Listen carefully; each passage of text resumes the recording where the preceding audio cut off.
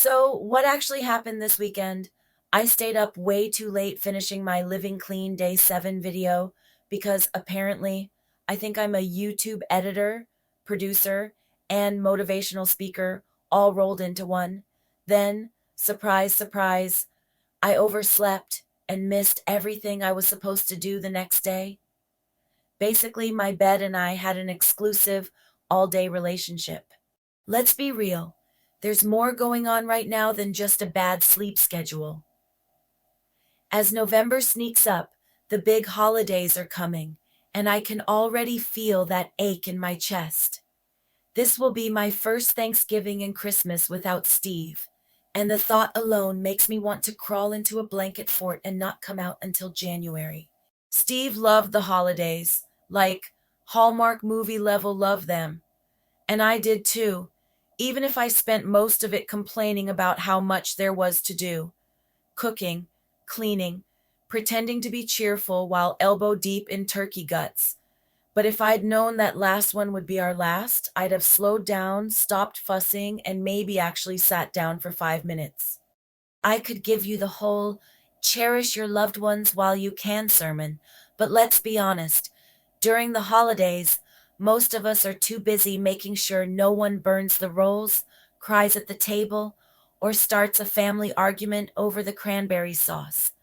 Now it's just me, my son, and a handful of friends, and while I'm grateful, it's not the same.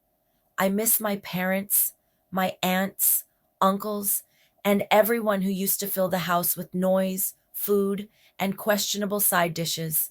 The memories are so vivid that relaxing feels like trying to meditate in a crowded ShopRite. But hey, I'm still here, still trying, still learning how to just be.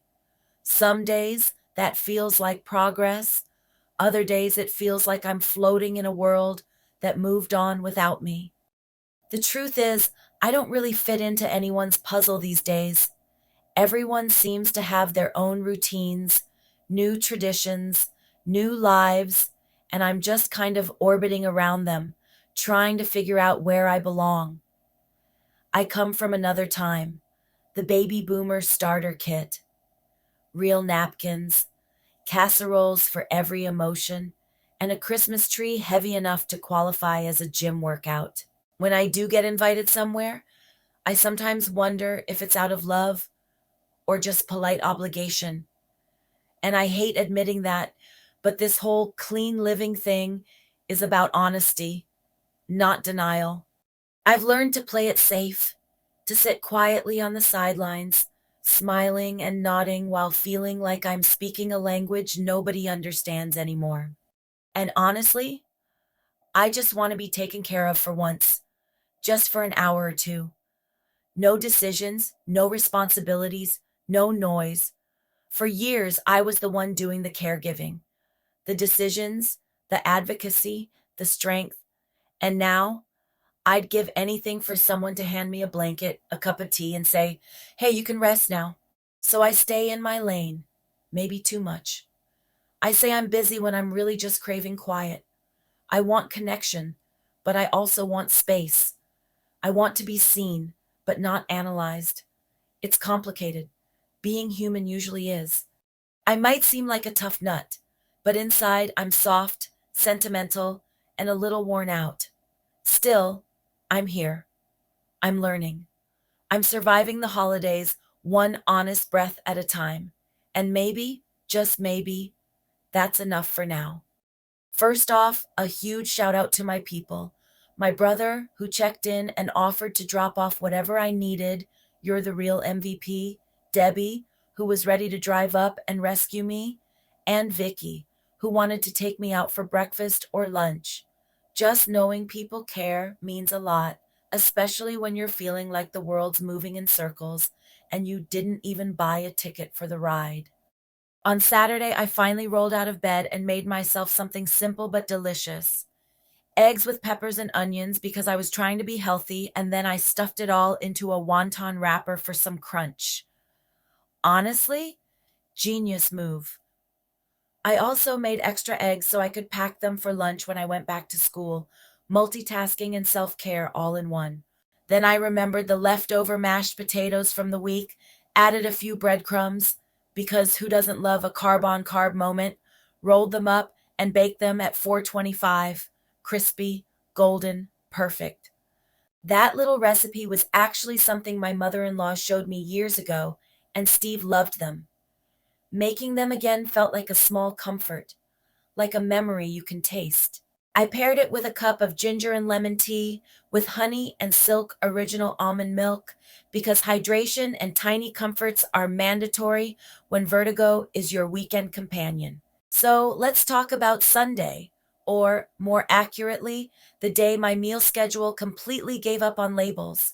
I didn't roll out of bed until after 11 a.m., which meant breakfast and lunch merged into one glorious meal. And what did I have, you ask?